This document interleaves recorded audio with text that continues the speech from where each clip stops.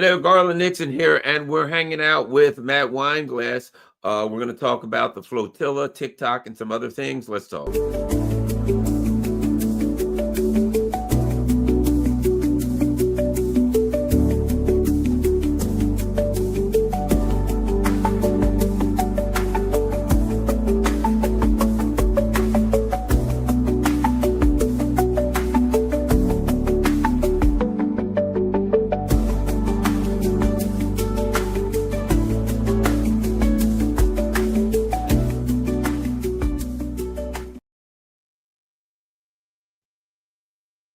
Hello, Matt. Garland Nixon, sorry about that. Garland Nixon here with Nixon here with Matt Weinglass, and we're going to talk about what's happening. I can already see that there's a good bit of YouTube censorship going on because here I've had this up for an hour or two. Generally, when we get started, there's hundreds of people waiting. There's people in the chat right now. Nothing. So I imagine it only makes sense to me that anything with like the word flotilla or anything in that right now, that Israel, they ain't sending out no notifications. They're going to be hiding everything they can all over the place.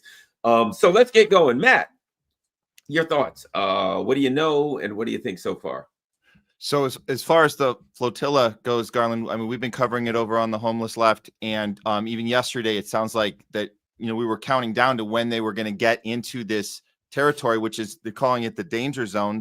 They should have been on track today to make land in Gaza, but I think everybody knew the general sentiment was that things were gearing up for an attack by Israel, and so they were looking at that all. And we kept an eye on this through last night, and it seems like out of the there were 497 participants. There's 46 countries. There's 44 ships involved. We know all the backing from the different countries, like Spain particularly had a warship there in place for them for protection. Greece was there, a little bit of help from Turkey, but everybody was aiming together into this new zone where Israel has shown every sign the entire way that they were going to defy international law and they were going to attack. And it seems like this attack has happened over the last hour or so. And so we're getting word on this right now. The Flotilla coalition just put this out on Twitter X that the attack that happened, they have kidnapped a lot of the participants. We're not understanding exactly how many of the 497, but it seems like a good amount of them have now officially been abducted and kidnapped. And this is, like I said, this is a violation of international law. And Israel knows what they're doing, and they don't seem to care about what the consequences are going to be. And there are some major consequences in play here.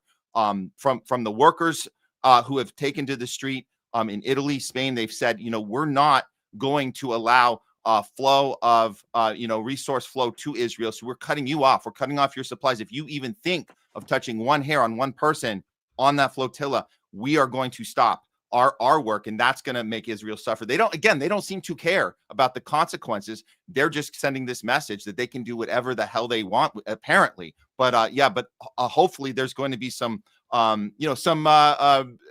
consequences this time. I just saw a video online of it was Greta Thunberg. Here's what's interesting, and that is, I think the Israelis and the West, the people who are involved, are aware of the potential for bad press. So the video that I saw was Greta Thunberg. Now, the person that they had on like a white t-shirt and pants and a little bit of green army stuff, right? And they were like going through her paperwork, and they helped her get her jacket on, and they took her away, right? And so this is what I think. That's the kind of video they're going to release. They're going to release some video to show it. Everybody thinks, okay, they're going to attack them, they're going to kill people. But instead, the game may be, well, we'll just come in there and we'll kindly walk it. You know what I mean? These people are slick. They may say, we'll just come in there and we will just take them, and they'll take videos of them, handing out waters or something like that, and pretend like they're the nice guys. I'm starting to get a feeling it's going to be something more like that, where they're going to kidnap the people illegally in international waters, but they're going to try to play this other game wherein, oh no, people are trying to call us monsters. That's a possibility. Not that I know that what's going to happen, but I'm thinking that's a possibility based on that video I just saw. Yeah, no, they certainly have demonstrated that little, oh, we're helping, we're giving out sandwiches. We saw that when Greta Thunberg had done the previous, she wasn't on the previous one, but the one before that. And it unfortunately worked against her. And a lot of people thought, oh, this is just a publicity stunt. Here she is with a sandwich. And then even in her interview, when they let her go, they held her for a few hours. They did some propaganda about the fact that, oh, Greta refused to watch footage of October 7th because she's an anti-Semite. So we saw all that happen. Obviously, there's no footage to watch of October 7th, as we know, but they told that story. And then she was on camera and she didn't have really much to say. She didn't articulate the situation very well. And so I was with you on that, Garland. I thought the next one was going to be that way, but there was one in between. So right. Greta is on this one. Let's be clear. She's on this one. We don't know what's going to happen to her this time, but I have to tell people if they missed out, there was a mission after that previous one where Christian Smalls was one of the activists on that flotilla. And what we know what happened to Christian was he was not only kidnapped, abducted, he was tortured to an extent and received he was basically attacked a lot more. He was beaten. Yeah, I heard him interview. He was beaten. So I guess I would say we don't really know if they're going to amp it up this time or not, but we know what they're capable of because he was kept for I think a couple days on his own, isolated and tortured for a while before they let him go. So we don't know what they're up to here, but we do know this is a direct violation of international law. And we have to kind of keep an eye on this and see what they're doing with these people. And if are they taking all of them, just a handful of them? We don't know, but we're trying to keep an eye on it. Yeah, one thing I'll guarantee. Yes, I heard Christian Smalls talk about it in the interview, and basically they dragged him off. He was beaten, and then they put him in these filthy jail cells where they had a rock or something to sleep on. It was cold, and they had it was horrible. Some of them I think got lice or scabies. They just put him in the worst possible situation, and he was particularly beaten.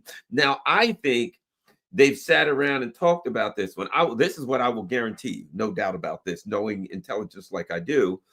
Number one, they have people on some of those boats. That's a given. You know what I mean? They've got intelligence people that have that are on here, there, and there inside of that, reporting everything. Number two, they're strategizing. And I think the strategy this time, based on what I've seen the video, is to try to play the nice guys.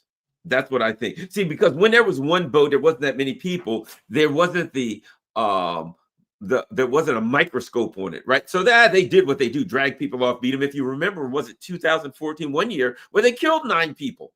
Remember that? I think 8 or 9 people in one of these boats. They murdered a bunch of people, shot them, killed them.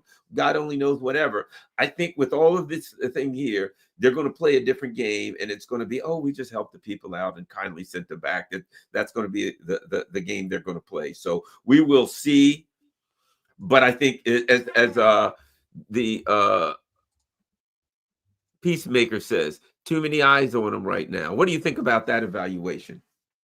I mean, that's fair. I mean, they have to be smart to a point on how they do their propaganda, but we have seen Israel falter. They're sometimes they're up high on their horse and think they can get away with stuff, and there's not going to be any consequences because they have the Western media machine in their pocket to spin whatever they need to spin. And we've seen the spin. We know what this whole deal is. It's, oh, we have to stop.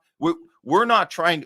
We understand, that we know more about this than they do. That's one of the spins I've seen, that we have to stop them because they're going to go right into Hamas's trap, right? Hamas's trap, and they're going to take all the supply. So we're going to go and take over from here. And says, you guys don't know what you're doing. And you're just trying to be all for show. We know what we're doing. We can handle Hamas. So we'll take it from here. And so that kind of spin, they've gotten that before. And so I think there's part of them that know that, hey, they can rely on that spin to a degree and get away with whatever they need to get away with. And the other thing we know is, hey, we warned them, right? We got that for the last 2 years during this genocide, right? Garland, we had this, oh, we warned them. That's what the most sensitive, most thoughtful army in the world does. They let you know before they kill you. And we warned them. So, hey, it's your fault if you got your house bombed because we sent a warning 10 minutes before. So that's another technique that kind of puts them in the clear. And again, it's because of the protection of the Western media machine, who is not doing actual journalism, not actually asking these questions, and not actually holding these people accountable. And if they did, you might actually get a different Israel. You might actually get an Israel that goes, uh-oh, we don't want this to actually look bad for us. But that part they can kind of count on. But so that's why we needed to keep doing the work we're doing. And you mentioned the algorithm and the censorship. Of course, we're seeing that. Of course, that's happening right now more than ever. And I know we're going to get into the next topic as well, but like the way Israel can control us from social media, and it's hard to even find this information and share it on all the platforms that we're on. You know, we had a mention from one of our guys. RB for Peace says, so much for the warships protecting their citizens. Here's the thing. I never felt like the warships were there to protect the citizens. I always felt like, you know, let's face it, the Western countries and governments are all captured. They're all captured by the U.S. They'd be threatened by the U.S. I always felt like those warships were there to keep an eye on them. They were giving, you know, to maintain intelligence, what they saw, what was going on, to report it back to their government so it could be reported to the U.S., so it could report to Israel, that they were not there to, because here's what they said, we're not here to defend them. We're here in the case, you know, there's people in the water or survivors, to pick up the survivors. So they were sending out the message, the Israelis are going to attack them and kill them, and we'll pick up the survivors, which I was always very suspect of. Right. So I don't think the warships were ever there to protect them. I think these governments had them there, keeping an eye on them. I think it was part of an operation to say, yes, we're here to pick up the bodies when they're all blown to smithereens, to hopefully maybe scare them into turning back. And then at the very end, the warships would turn back and the Israels would come in with a bottle of water and a smile. Let me help you. Oh, a video. Let me help you put your jacket on here and let's move right along this way. That they would play that game, I think. And the other part of it, I think, is important, is because a lot of countries are like, the people there are like, if they attack and kill these people, we're going to go bananas. We're not going to load ships. We're going to do crazy stuff. So I think there's also countries fearing that, hey, if they kill our citizens are really going to be pissed, and probably telling the U.S. and Israel, you know, we're not going to be able to keep hang on but so long supporting you if you go out and kill these people. Yeah, it puts them in a position where they're kind of forced to have to do something. And like, I kind of agree, Garland, to an extent, like some of it was just they had to kind of go through the motions. But let's make no mistake, they were forced to go through those motions by the people. And that's how real activism works. That's how real protesting works, right? You get the people in the street. It's a bottom-up movement. You have to force people in power to do something they wouldn't generally do, because they don't, people in power don't wake up in the morning and say, I feel like doing something moral today. It's you're forced them to do something. So even if it's going through the motions, it's better than nothing. And it got 44 ships together from 46 countries, part of this deal. And I think that we have to give credit to the dock workers who said enough is enough. We will stop our job. And that's how people can find their power, because we have power. We can say we're not going to work. And then you'll suffer the consequences. And that's directly to Israel, who relies on those dock workers in Italy, in Spain, to do their job, which they're saying we're not going to do. Not only if you kill one of the passengers, if you touch a hair on their head. That's what they're saying. And so it seems as of today, as of about an hour and change ago, it seems like hairs have been touched on heads. So let's see what happens next, even if it's just that, just the, hey, let's put you in a little thing and we'll release you later. The dock workers said, you can't even do that. If you do that, we are stopping work. We are done. Yeah, let's see. I see Max Blumenthal has them arresting some soldiers. Yeah, I see them. It looks like they're doing some boarding and taking some people away. So far, I see no signs of shooting or anything like that. I had because a lot of people said they're going to attack them, and I'm like, I don't think the U.S. wants to deal with that right now. I don't think the U.S. wants to deal with that. I think they're going to play a different game. All right, let's continue with the madness of Zionism. Charlie Kirk, who, some we had a miracle happen. We now know that a guy was shot with a 30-06 and the bullet lodged below his skin, like as though he was shot with a Daisy BB or a Crossman 760 air rifle would do more damage apparently now than a 30-06. It was a miracle. In order to believe the FBI now, you have to believe a miracle. And I ain't much on miracles. Maybe some people are. But now we have a letter. We've got texts that were oddly seem to have been written by a 45-year-old law enforcement officer instead of a 22-year-old guy. But I guess we're supposed to believe it. I'll put it like this: if that 22-year-old guy wrote those texts, that's a miracle too. We got a lot of miracles going on here. But now we got a Charlie Kirk letter. What do we know about the letter now that I'm sure it's going to be a third miracle? Oh, it's certainly seeming like it is.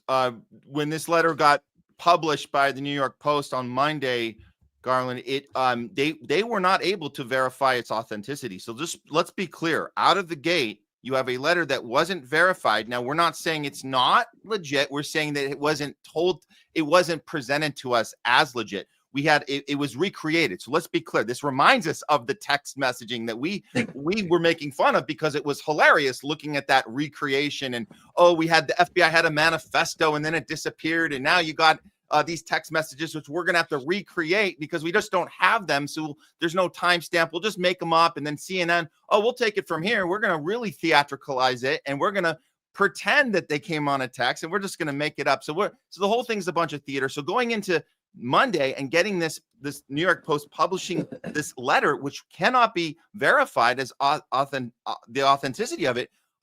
Let's go back in time. Let's do our due diligence as investigative journalists. Let's look at the timeline. Netanyahu mentioned this existence of this letter when he was doing his propaganda tour that, hey, Israel did not kill Charlie Kirk. Just to be clear, Israel did not kill Charlie Kirk.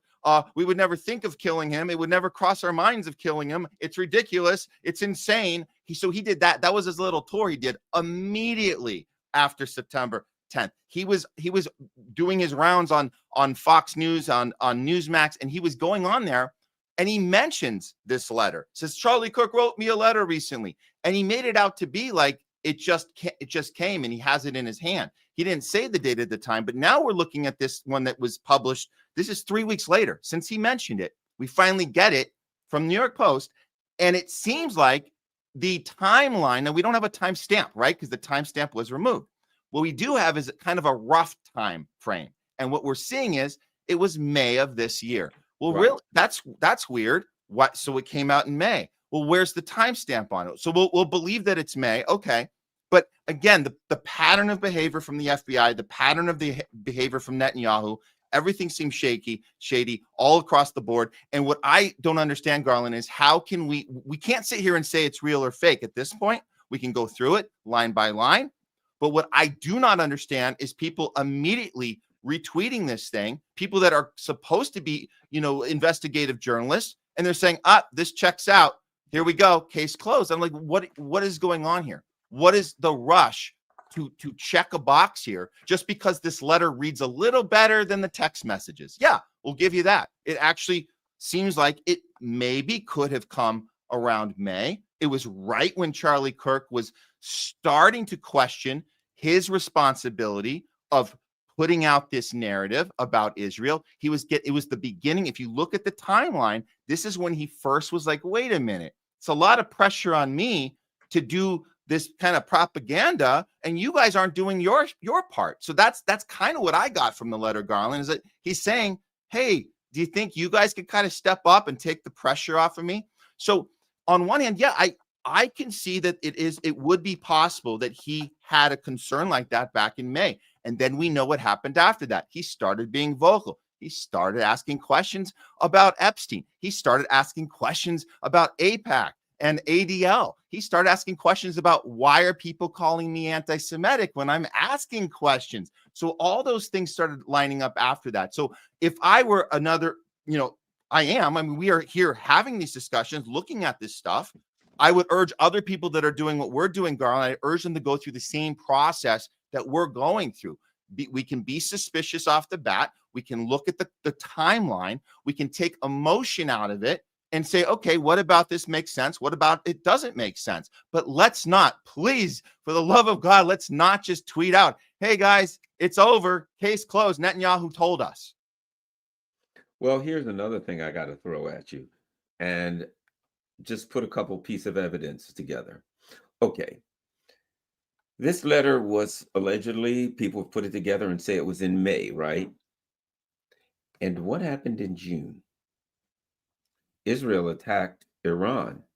Yeah. And we are told by numerous people that Charlie Kirk went to the White House and vociferously objected, that he told Trump he was against it, that he pushed back, he begged Trump not to do it, you know. So, isn't it interesting that this letter happened before this thing happened that seems to be the thing that really gave rise to this opposition around Charlie? If we remember what happened when they attacked and Trump was joining in, a whole lot of MAGA people started saying, hey, wait a minute, whoa, this is not what I voted for. We specifically said we don't want to get entangled in foreign wars, right? That's right. Apparently, Charlie Kirk was going there, beating up Trump over the head, saying, and Trump knew that Charlie Kirk was dragging a whole lot of young MAGA people behind him.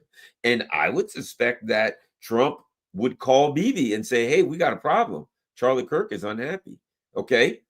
So they give you a letter before the incident, okay, that really started changing Charlie Kirk. Let me add one other thing about a motive.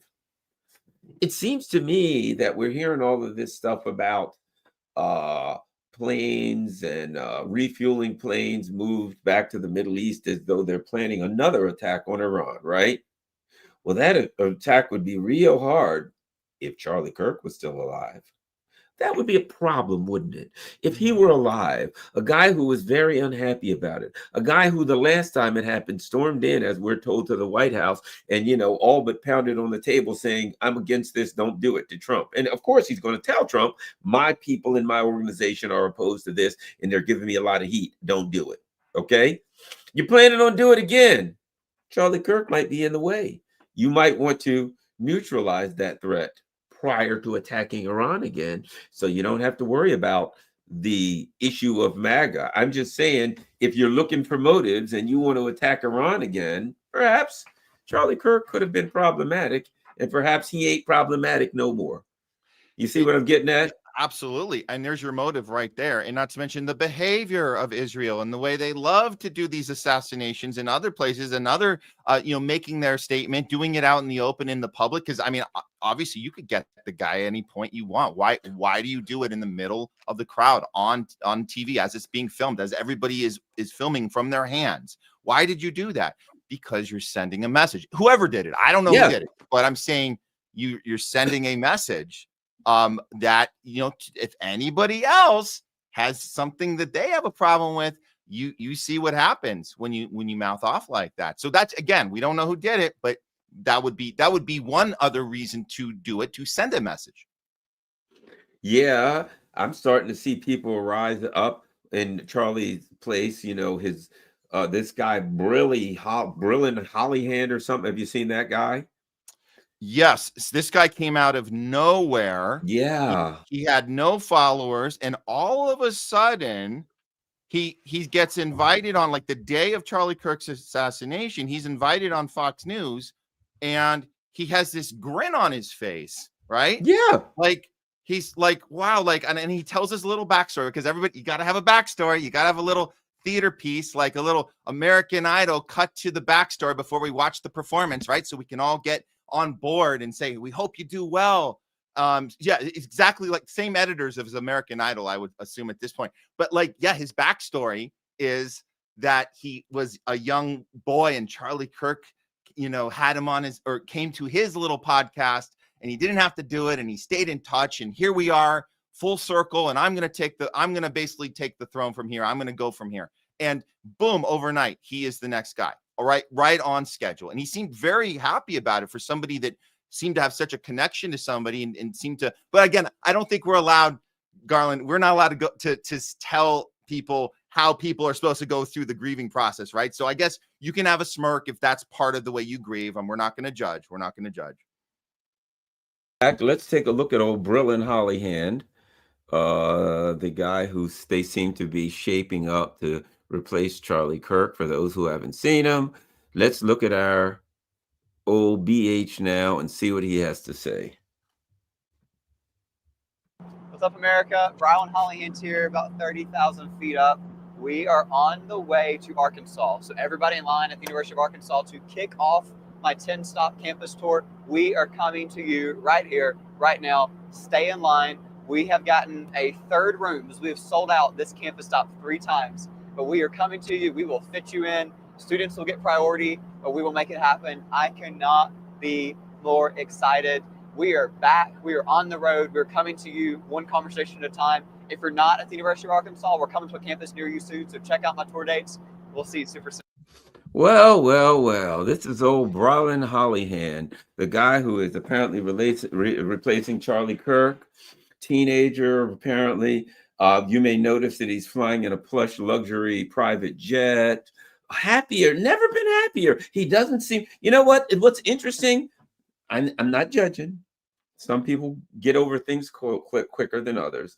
It just seems to me that between, I don't know, Charlie Kirk's widow and old Brylin Hollyhand, I don't know. I don't even know Charlie Kirk. And I feel worse about his death than they do. I don't want to see anybody die. I had ideological disagreements with him, but he was a young man and he had a wife and kids. And who knows, though I disagree with him now, he could possibly change or at least give him an opportunity to live and have his life. I feel bad about that. Oh, Brylin Hollyhand, and I guess it's not popular to say this, but the widow Kirk, you know what I'm getting at? You know the direction I'm going here? Well, yeah, I mean, they're looking ahead. They're not looking back. As our old friend Obama said, I president ahead, not looking backwards. We go ahead, we look forward. So that's where they are. They're looking at the opportunities to come now that this shift has occurred. So yeah, it's not our place to talk about how someone's supposed to grieve or not. But one thing you did mention his wife, and it's more peculiar than her attitude and her smiling and her non-grieving appearance. What's more peculiar is the verbiage that she's using when she goes onto that stage at the quote unquote, I'm going to say memorial in quotations, because it was more of an RNC event and a, Israel first event. But what she was saying there was, hey, I forgive this shooter. And I forgive the Christian in me. So this is a huge play that occurred. The Christian in me forgives the single shooter that we already know is the person, and we're done with it. Yeah. I just want to put that out there. So when the jury, if Tyler Robinson makes it to trial, because I've heard that the word on the street is he's feeling a little suicidal right now. Of course, I'm sure he is. Makes it to the courtroom, the jury that gets selected is going to go in already with that sentiment from his wife, who says, I forgive this person. What a place to start on day one, right out of the gate. Wow. Well, she has an interesting background. She ran an NGO that helped oppose supposedly orphan children in Romania at like 17. Who the hell does that? Both her parents apparently worked in the military industrial complex. Nothing suspicious there. And where did she meet Charlie Kirk? Oh, that's right, in Israel. Yep. Met him in Israel. Parents, military industrial complex employees, and she started an NGO at 17. At 17, an NGO in Romania, conveniently right on the border of Russia. Isn't that interesting? Now, how old is she now? Do you know? She is younger than him. So let's see. Let's fact check that one. She was born in 1988. Yeah. Okay. 1988. So that would 1970, 1988. So she would be 37. So she's older. She was older. Yeah. And let's see, 88, 98 is 10, plus she was 17. So that's somewhere around 2005, right? Just after whatever it was, just after the 2004, 2005, when they had the Orange Revolution in Ukraine. The Mm. first time they overthrew the government. Interesting. Immediately afterwards, right next door to Ukraine and Romania, she was nice enough to start a some kind of a weird NGO. At 17, I didn't even know what the hell an NGO was, much less where Romania was.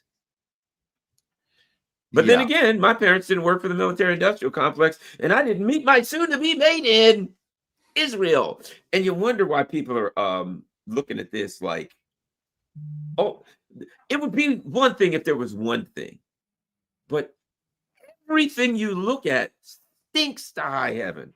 There's so much, and there's so much that is being just thrown aside. And people like, Candace Owen and, Tucker Carlson, specifically Candace, I mean, she's just getting torn apart. Benjamin Netanyahu has come up with a new slogan because I don't think the woke right was sticking. So now he's calling them woke Reich. That's the new slogan, and he's laughing about it. He finally figured it out. And the reason why that's a problem is that you have people like Candace, like I'm saying, she seems to be the only one doing real journalism, trying to actually go and dig into these things. And yet she's being called a anti-Semite. I mean, she's always been called that this last couple of years, of course, but now more than ever, we're not allowed to ask questions. I mean, she's just trying to go down that list, the list that we've gone over, Garland. And it's frustrating that there's not more people being more vocal about this. I mean, obviously there's others doing it too, but we need even more vocalness. And by the way, the left, for the first time I've seen, I can't remember the last time I've seen the left ask questions as if they have finally taken off that they're usually the ones calling people conspiracy theorists, like, shut your mouth, you conspiracy theorists. Well, they're sounding like that right now. And that's a good thing when they say, hey, this doesn't seem to line up. Hey, this looks a little weird. And I hope that maybe there's some way to connect some sort of movement from right and left, because this should not even be a political issue. This is an issue of justice. It's an issue of humanity. It's an issue of who has captured our country to the point that you have an FBI deliberately not doing their job right now on purpose. They're not even trying to look like they're doing their job. And so we need more people on both sides to come together and say, hey, there's something wrong here, and we demand answers. Well, here, let's see. Kash Patel's girlfriend sues podcaster for claiming she's an Israeli spy. Kash Patel's girlfriend fends off conspiracy theory she's a spy. Is Kash Patel's girlfriend Alexis Wilkins a secret Israel spy? These are article after article. Kash Patel's girlfriend slaps down conspiracies she's an Israeli spy. Let's see. She fights back. I'm not a Mossad agent. You know what I've never done? I've never said to anyone, I'm not a Mossad agent. I've never fought back against conspiracies that I'm an Israeli spy. You know why? Because I've never had anybody accuse me of being an Israeli spy. Yep. If somebody said, Garland, you're an Israeli spy, I'd laugh. I'd be laughing so hard. Garland, you're the CIA. I'd say, great, wonderful. That's right. Why would I even sue somebody? I wouldn't sue anybody. I'd laugh. I'd say, oh, great, whatever. That's hilarious. Good. But for some reason, Kash Patel, Charlie Kirk, girlfriend, met in Israel. Kash Patel's girlfriend. Well, apparently, we do know that she was in the IDF. Yeah. We do know that she was in some special Agent 820, similar to 8200 organization. She was involved in intelligence. Now, just because she was in the IDF and she was formerly involved in Israeli intelligence doesn't necessarily mean that she still is. But one has to look at her relationship with Kash Patel, the head of the FBI, and say, if she were an Israeli spy, that would be the perfect relationship for her now, wouldn't it? Oh, it absolutely would. It just kind of falls right into place, like, perfectly. Yeah, no, I'm with you on that, Garland. You can't. We never have to answer that question because nobody accuses of that stuff. It is interesting how that works. And then, of course, Benjamin Netanyahu, he's the best at denying something, right? Because he just says it's insane, it's ridiculous, and then why would anybody think that we killed Charlie Kirk? It's totally ridiculous, totally insane. So if you ever do get accused of it, Garland, you could borrow that verbiage from Netanyahu, and I'm sure you'll be okay. Just say it's ridiculous, it's crazy. You know, it's like this. I know something's funny when I see Kash Patel's girlfriend slaps down wild conspiracy theories, fires back at conspiracy theories.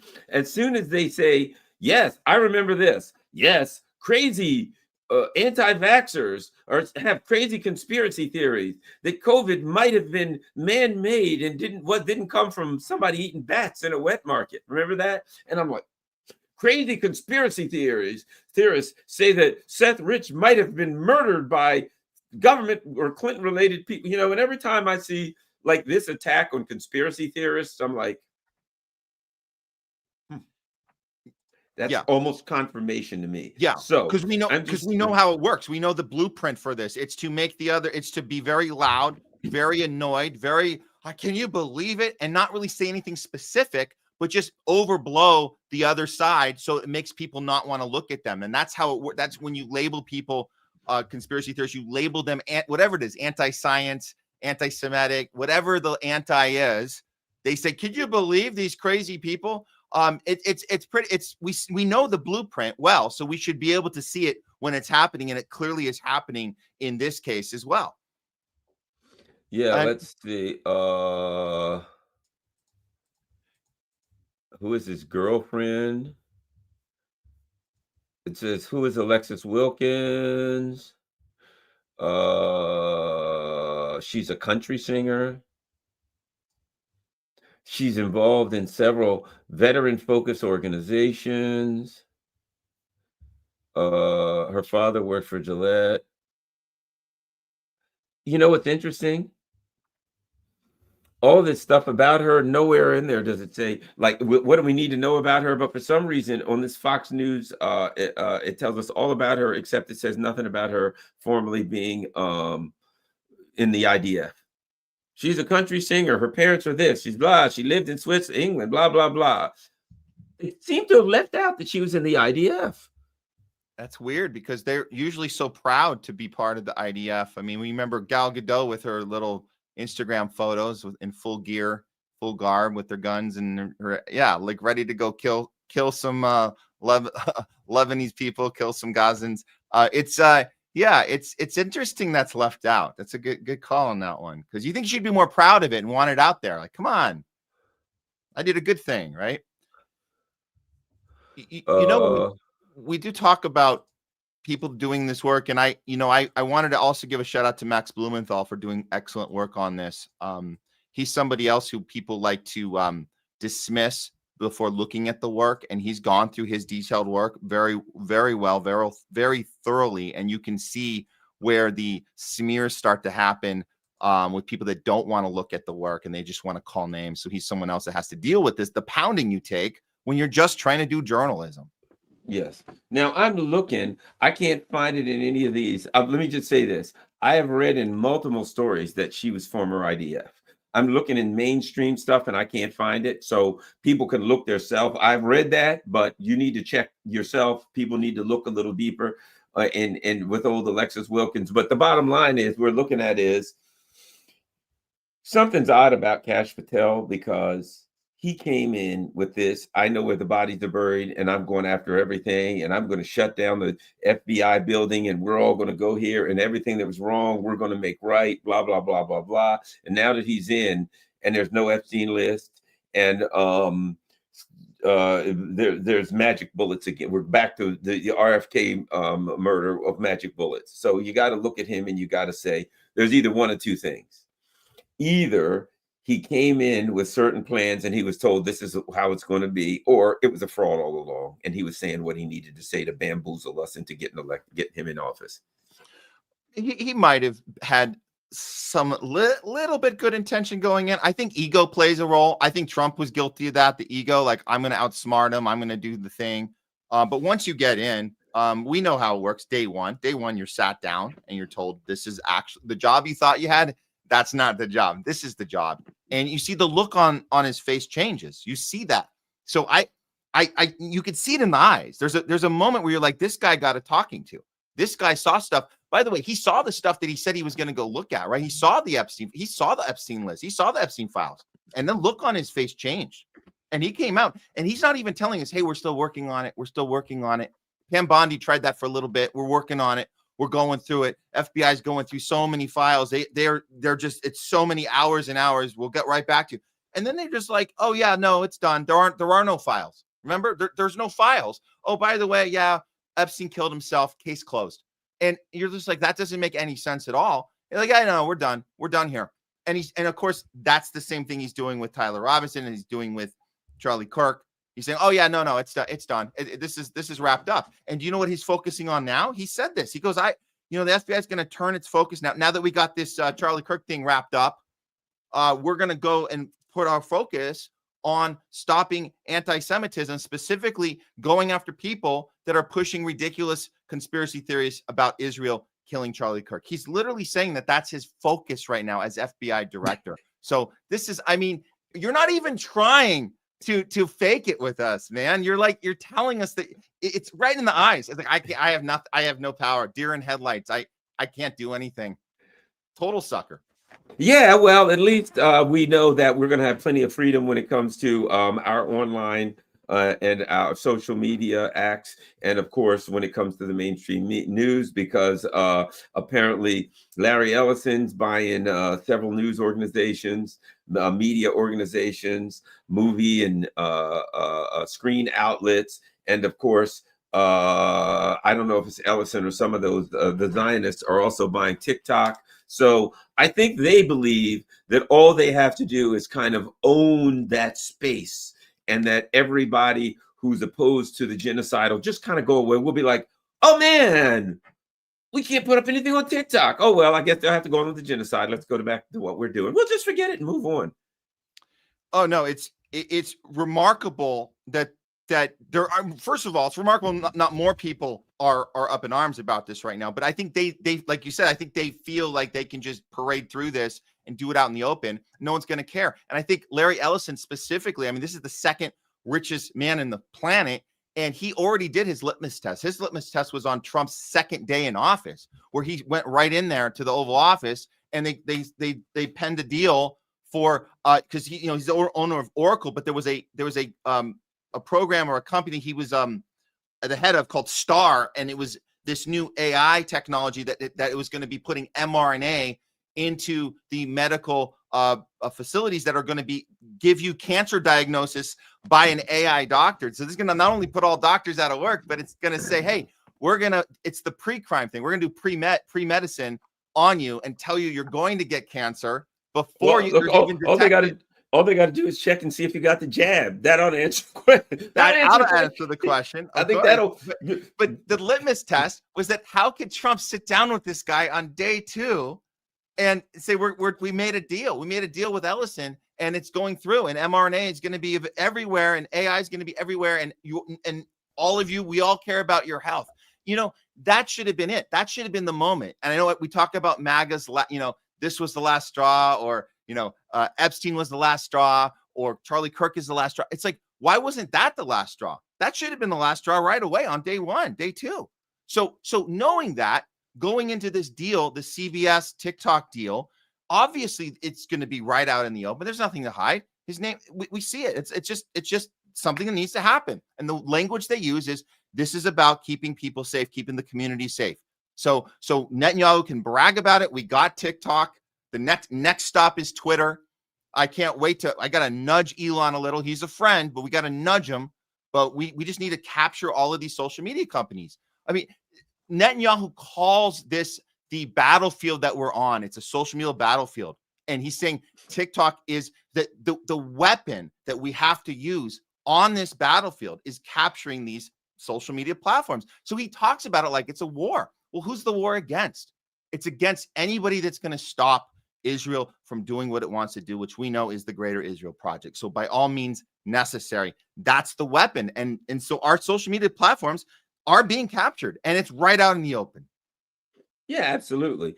I agree with you 100%. And I think that what we're looking at now is a situation where people, are going to move. I predict that the next movement will go from online stuff to what we're starting to see in Europe, where there are dock workers saying we won't load ships. There's going to be people taking physical action, saying, we've got to do something. When they see the people on the flotilla getting kidnapped, arrested, most likely beaten, whatever. I predict that they won't. I predict that they'll try to play the nice guy, but we'll see. But when they see these people getting kidnapped, taken away, whatever, that people will say, okay, you know, I'm seeing other people put their bodies on the line. I think you're going to start seeing more activities and actions happen. Yeah, I would hope so. I hope there's more, but the problem is that you have you have a massive campaign on these social media platforms that I know some of them aren't as effective as others, but it's the silencing of information. It's the warning signs that are already coming up on TikTok. We're already seeing this happen. It's pretty crazy, Garland.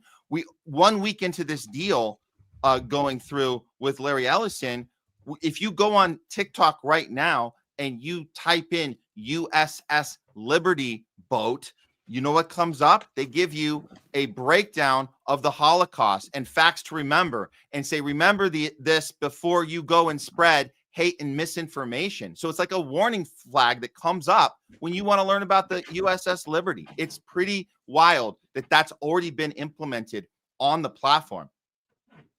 Absolutely. Now, let me ask you this. Speaking of things that are absolutely preposterous, I hate to even say it. Did you see this embarrassing Donald Trump Pfizer thing where he's talking about how wonderful Pfizer is, how great a job they did with the jab. Now he's got a Pfizer drug pricing deal, and all you got to do is go to TrumpRx.com so you can get this pricing deal. Literally, this guy's like, hey, guess what? Come get some more Pfizer goodies, and you can come to my website and I'll make some money out of it. I'm like, you talk about a shameless grifter. And of all things, the MAGA people were like, hey, number one on our enemies list is Pfizer. And Trump's like, yeah, but I'm trying to eat, pal. Number one on my guys that's paying me list is Pfizer. Pfizer always knows how to put that money in the right place, don't they?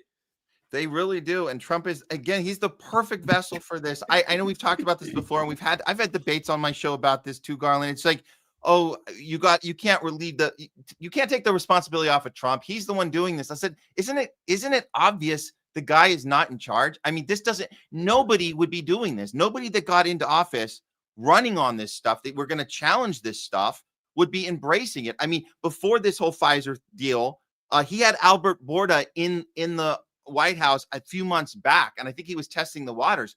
Why test the waters? You're going to do the thing anyway. Why are you even doing it? But he did test the waters. He brought Albert Bourda. He mentioned him, and in the room you could hear the sound of people booing the guy. You could hear it in the room. It's pretty fascinating, but he's going to do it anyways, even though he knows he's losing his support over it. Let's listen to this guy. Let's see what he has to say. Let's give him the benefit of the doubt. Come on, guys. I was honored to have Albert be the first. He's done a fantastic job with, as you know, with the COVID. He did a fantastic job with a lot of things. He's a leader, and Pfizer is right at the top. You know, it's there. Eli Lilly has been fantastic also, my friend. And they're all coming in over the next week. We're making deals with all of them. There you go. Don't you love that? They're all coming in over the next week. We're making deals with all. Fantastic. My buddy, don't you think? And RFK Jr. sitting there like, oh, yeah, I don't feel good. You know, he's like, you can see the look on his face where if there was a rope nearby, he's on suicide watch, because clearly he ain't, you know, it's obvious he's not happy. But Trump's sitting there. Yes, sir. Good old Pfizer. They did a fantastic job with COVID. Don't think it was good with COVID. Literally, Merck, all of these guys are great. I love them. Just go to TrumpRx.com so I can get paid. You know, it's really funny. You mentioned this, like how RFK Jr. was reacting to this, and you know, we've seen some other examples of other people in positions where you would want them to say something. You know, even Tulsi Gabbard, who said there's no, Iran's not working on nuclear weapons, and then she had to retreat to keep her job. It seems like RFK Jr. is trying to keep his job. It seems like Pam Bondi's trying to keep her job. Everyone's trying to keep their job. It's almost like they saw Trump's last term the first time, and they're like, we don't want to be one of those people that he fires immediately if we say something. So everybody seems to be in line. Everybody wants to keep their job, and everyone's going to just kind of bite their tongue when he does these things clearly right in front of them. Like you can look, like you said, look at his face on a different shot. You can see like, hey, this is exactly the opposite of the thing that you campaigned on. And it's also the opposite of my job. And then you're like, well, why am I even standing here? Yet all of them want to keep their job. So I think that's also very interesting that they do bite their tongues. And you're not really seeing the pushback. Yeah, it just goes to show, it's that Faustian deal when you sell your soul to the devil. They align themselves with Trump and possibly, and I wouldn't be surprised if Kennedy and these people thought, well, you know what, how Trump is, and he said all the right things. Oh, yeah, come in there, RFK Jr. I really appreciate what you have. You know how people like that, these powerful people, if you ever be around them, can be very charming. Right? Oh man, love you. Great job. Wonderful, man. I look forward to working with you. And hey, I'm going to leave you alone and allow you to do great things. I'm sure you'll do great things. You're going to do great things. Yeah, great. And then you bring him on stage. This guy's going to do wonderful. He's great things. And then next thing you know, you're standing in the office, in the Oval Office with the CEO or whatever of Pfizer and Merck and Eli Lilly. And Trump's talking about the great job they did in COVID. Now, here's the thing. One of all the things RFK Jr. needs to do, one of them is he needs to look very deeply into the results of the jab so that we can know. Now, certainly, we're here on YouTube, so we know how safe and effective the jab was. We recommend to everyone in our chat that you get the jab before you enter the chat so that you'll be safe and effective. We're generally, these may look like pretzels with peanut butter in them. They're actually injected with COVID, COVID boosters, so that every one of those little pretzels I eat is just like another booster. But good job. And I have my mask ready to go, Garland, in case if a third person comes in our room that we haven't checked their current status, because we want everyone to be up to date on their shots like you and I are. But if they do come in, I'll just put my mask on to be safe, because you never know. We don't want to be spreading this thing. So yes, we wear one mask, sometimes two, sometimes three. I've literally seen people with 3 masks. I go for a ride in my car, my truck, whatever. I got the windows open, sunroof open. I'm going to have on a mask because I want to be safe for myself. I could give myself COVID. I may have forgotten to get a booster that day. It can happen. Yeah, exactly. Bike riding, swimming, surfing, whatever, in a pool, underwater. Make sure you have your mask on if you're diving or something. Put a mask on, like over your breathing gear. Put a mask over top of that.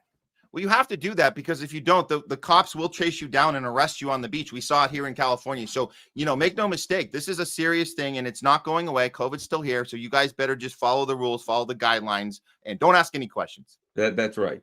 Got to wear it when you're diving. We got to protect the fish. But at any rate, so that's where we are now. Trump said he was going to protect us from getting entangled into foreign wars, and they seem to be threatening Venezuela. What are your thoughts on the threat of the Venezuela threat? Those dangerous fishing boats with people in here that are being summarily executed with no trial, no charges, only accusations that they're whatever in international waters. Oh yeah, no, that was so suspect when that went down, and there's so many people that are like on the Trump team, and they're calling him out on Ukraine and the other stuff, but they're like, oh no, this checks out. This is what we got to do, because Maduro and the gang, he's not an official president. We know that. By the way, Democrats and Republicans both agree on that. Let's be clear. This is across the aisle policy that he's not legitimate. And in that case, you can call him whatever you want, a thug. You can call him a drug cartel leader with all his. So when you can just go right in, kill a few people, and just say, yeah, we got them, and they're not. None of them are legit. So we're hearing that Trump is going through with an actual attack on Venezuela. It's going to happen here very soon, and it's going to. I don't know. Like again, he's going to do it one way or the other, whether he has the support or not. But when you do look at the numbers, it does look like for the first time there's enough people saying, wait a minute, is Venezuela really a concern right now when we have so many other plates spinning right now? More than I think we've ever had in our lifetime, Garland. This is a lot of plates. Can we even if you think Maduro's not legit, can we really handle another plate? But apparently it doesn't matter. He's gonna do it anyway. I don't know if there's any new developments today, but we were gonna look into Venezuela more tomorrow. But it seems like, yes, that attack is imminent right now. Well, the thing about it is this: at this day and age, anybody that can look at the country that has more oil reserves than any other country in the world, and see the United States surrounded with a bunch of ships and stuff, and think that it's for anything other than stealing the oil. As they always say, I got a bridge between Manhattan and Brooklyn to sell you if you believe that one. You know, everybody knows, and I think it's this too: the empire's in desperation economically. A big part of this Venezuela and even Iran is the United States is, going broke. The United States is the dollar is in suspect condition on the world market for the reasons we could get into. But the United States is like, well, you know what? If we steal all the oil and reserves in Venezuela and Iran and we can control them, we can get out of this economic mess. That's what I believe. That it's like, hey, we got to go. It's like a thief who's out of money and says, well, we got to go. I'm out of money. What do? We got to go rob somebody else so I can have money. That's all it is. Thieves, pirates. Yeah, and our whole system is designed with this concept of imperialism and occupation and shaking our fists at everybody that around the world. We have military bases around the globe that nobody else has, like as low as 800, as high as 2,000. There's some we don't even know that are out there. There's obviously more going to be built from this big beautiful bill, but anybody who's holding on to this concept of capitalism, this idea that it exists without military might, without imperialism, doesn't understand how this works. Because like you were talking about the petrodollar should have been long gone decades ago. The only reason we're holding on to it is we're manipulating it through our foreign policy, through our sanctioning, through our forcing of people of using it for oil trade. And what do we do to people when they say, no, we're not going to do that? We make an example of them. And the fact that Maduro and Chavez before him have held on for so long is actually quite remarkable. And you compare that to some of the other leaders that we have taken out, and you've seen Hillary Clinton gloating about Gaddafi going down in Libya when he said, no, I have a new currency we're going to be putting out. And she goes, the hell you do. We're going to teach you a lesson.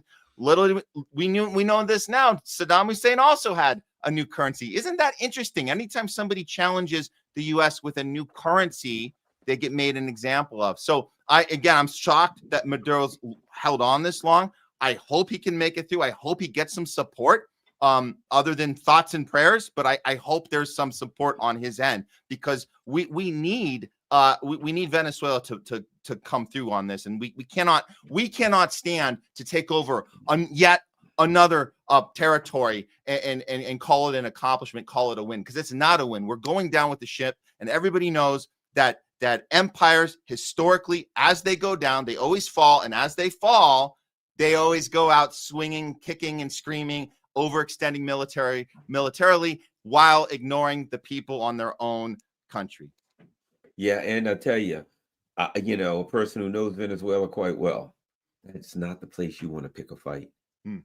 Those people will fight back. One of the things they did was somewhere between 2 and 4 million people in their country, have been issued, AK-47s, machine guns, armor, stuff like that. They call it their militia. So the idea being to protect their revolution, their Bolivarian revolution, the people are ready to fight in armed, as the term they use is, they're ready for armed struggle. You have millions of people. That's why the United States never attacked, because imagine a country that is nothing but jungles and mountains. That's the country, mountains and jungles. I've been there. There's mountains and jungles, and there's mountains that are covered with jungles. And there's millions of people, and they are ready to fight. They're ready to fight. I've had them people say to me, you tell the Americans when you go home, we will fight, just like this, women, we will fight to protect our democracy. And trust me when I tell you this, they will. How can you put troops on the ground anywhere in a country that's loaded with mountains and jungles and mountains? It's nothing but one gigantic ambush point. And millions of people are armed. And every one of them are in the war, ready to attack you. If you remember the infamous Bay of Piglets, remember that? What happened? They said, let's take a bunch of these mercenaries and we'll put them on boats, and they'll come ashore on their boats and they'll go in. It was an absurd thing. And they'll somehow make their way to Caracas. They'll get to the presidential palace. They'll do away with or kidnap Maduro. They didn't make it to shore. Because why? Because there was a bunch of fishermen and they were armed. And they're like, okay, let's go to shore. And the fishermen pulled out their AKs, lit them up, killed most of them, took the rest of them. You are not even going to get through the first village before you're going to get cut to pieces. What are you going to do? Can you, we'll go man the oil fields. You can't do it. You can't ride around the roads. They'll cut you to shreds. So imagine a country where there's millions of people running around with weapons. Let's not forget, they got Su-30s.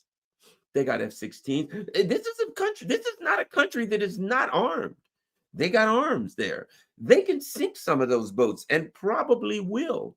What's going to happen when Trump says, we're firing missiles at Venezuela? Wait a minute. A couple of our Arleigh Burke-class destroyers got hit with anti-ship missiles and went down. Each of them had 300 men on board. How do you think that's going to go over in the U.S.? Yeah. No, you remind me of, you remember when John Bolton went on CNN right after January 6th, and he was supposed to come on to do the, just do the standard talking points that, hey, we're very disappointed in Trump and the insurrection, blah, blah, blah. And he said, actually, this doesn't look like an insurrection at all because they didn't bring weapons. And he goes, let me tell you what an insurrection looks like because we stage coups all around the world. Particularly, I'll tell you one about Venezuela. He just starts running his mouth. And they're like, what is this guy doing? And he's like, oh yeah, no, this is what it looks like. It's people actually taking weapons with them to get the job done. And they have a blueprint. They go over the plan. It's very coordinated. And so I didn't see any, they go, and then he had to step back and go, well, we saw, it was a coup that didn't really work out that we were, but it was just an example, Venezuela. And they said, can we cut to a commercial right now? I think it was Jake Tapper. I think he was like sweating bullets, like cut the feed. Yep. Yeah. So I'm just saying, can they sit back and throw some long range weapons, as they call them, standoff? I don't know, some tomahawks at something at Caracas. Yes, they can. But Caracas can throw some missiles back at them. It ain't like you're not talking about people that can't throw missiles back at you. They put some anti-ship missiles on those planes. Those planes will, run Mach 2 or something. They can come in there and put a couple of squadrons of planes loaded with missiles, anti-ship missiles coming in low and fire them. Some of those ships are going to get hit. Some of those ships are going to get hit. You start firing literally salvos of missiles at ships. Some of those ships are going. I don't see. That's the thing. All of this, we're going to do this and that to the Houthis or this and that. When an American president can't stand the body bags. And you're already going to have people saying, well, we didn't want these foreign wars. And you let a couple ships go down and the body bags are coming home. Trump will catch hell from MAGA. And then what are you going to do? First of all, what are you going to do? Okay. We're going to throw some blah, and then Venezuela throws, and you use a couple ships. What are you going to do? Declare war on Venezuela? You can declare, all right, now we're going to send the guys in on foot. Oh, that's what they're waiting for. That's Vietnam. That's exactly the plan for you to send them in on foot. Oh boy, now they're going to do the armed struggle that they're planning on. You come on into these jungles and mountains where we live, and you fight us on the ground with small arms, and let me know how that works out. With millions of people with arms, not a good plan. No. Do you think it's going through with this now? Is this happening? I don't know, because they got so much on their plate. Now, here's the thing. They couldn't defeat the Houthis. Then they got in a fight with Iran, and Iran started throwing missiles in Israel, and Israel had to tap out in 12 days. Yeah, they had to tap out. They were done. Now they're like, hey, and they had a 12 to 14-hour jump the last time. They ain't going to have that jump this time on Iran. So now they want to go pick a fight with Iran, who kicked their butt last time. They can't defeat the Houthis, who the Houthis are sinking ships again. They're losing a war in Ukraine. That's pretty much lost. And they're trying to cause more problems, but they can't fight the war. They can't go to Russia's border and fight the Russian army on Russia's border. Don't have the troops or anything else to do that. Meanwhile, it seems like pure madness here, doesn't it? It does. World War III is imminent, but maybe we've been in it this whole way and just hasn't been officially declared yet. I would say this before we go. and that is our concept of World War III in the old vision of war was, ships and trenches and tanks and infantry. Yeah. World War III has now in the modern techie world, the world it has a very, very different thing, and particularly the West fights war with narratives for the most part because they can't fight it. These other people are ready to fight because you're attacking their homeland. You're sending armies in to fight somebody, to attack somebody else's homeland where their families and wives and children and grandmothers are. They'll fight you to hell for that. You know what I mean? They'll fight you for that. You ain't winning that one. So it's different now. We're in World War III for a while, but it's not the same World War III. And I would say this: in the United States and a lot of other countries, if they were to say, okay, we've decided to do a draft and everybody gets to get in the army and you're going to go fight for Israel, they'd burn this country to the ground. Young people would burn this country flat. Wouldn't work. So, well, all right. Thank you very much, Matt. Certainly appreciate you taking time out of your busy schedule. Let everybody know where they can find you online. Yeah, you can find me on Twitter, Matt Weinglass, and then the show, The Homeless Left. We're on Rumble, The Homeless Left, and then our new channel on YouTube is called THL Presents, because the first one got terminated, but we still fight the fight, censorship, industrial complex, where we battle it every day, as you know, Garland. So yeah, we have another show. We go 2 shows a week. Tuesdays, Thursdays show will be on tomorrow, and then again next week. And I think you're coming on our October 7th show. I think we have something. Yeah, we were talking about that. Yes, which will be great. Yeah. Okay. I think that's it. All right. Well, Okay. We'll keep up what's going on with the Flotilla. Apparently, there's massive protests erupting in French capital in Paris, condemning Israel's attack on the Freedom Flotilla. So let's see what happens. Let's just hope that nobody gets injured or hurt. Continue to support everybody that's doing good stuff. Thanks a lot, everybody. Make sure you follow Matt at The Homeless Left and at THL Presents. Now that, as YouTube told us, they're no longer censoring for COVID, and they gave Trump like $15 million. Oh, I want to. Why did they give you $15 million? I think where's my check? Yeah, exactly. All right, thanks a lot, everybody. We're out.